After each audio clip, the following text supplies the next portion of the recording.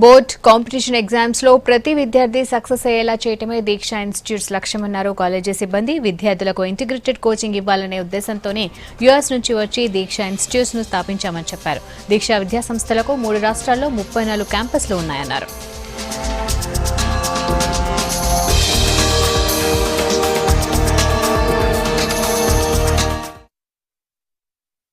దీక్ష లక్ష్యం చూస్తే ఏమో ప్రతి ఒక్క విద్యార్థిని మేము తీసుకుని వాళ్ళు బోర్డ్ ఎగ్జామ్లో సక్సెస్ కావాలి, రెస్పెక్టివ్ స్టేట్ బోర్డ్ ఎగ్జామ్లో సక్సెస్ కావాలి.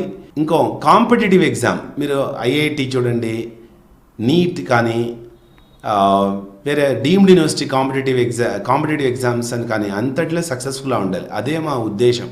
దీక్ష ఇది డాక్టర్ శ్రీధర్ అన్నారు, ఆయన స్టార్ట్ చేశారు. ఆయన ఐఐటిలో చదివారు.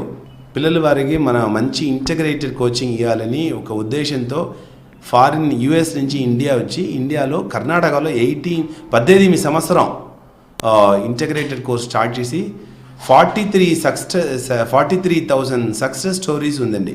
ఇప్పుడు దీక్ష మొత్తం కర్ణాటక, మహారాష్ట్ర కలిపి చూస్తే 34 క్యాంపస్ ఉన్నాయి. 3 స్టేట్లో ఆపరేట్ చేస్తున్నాము.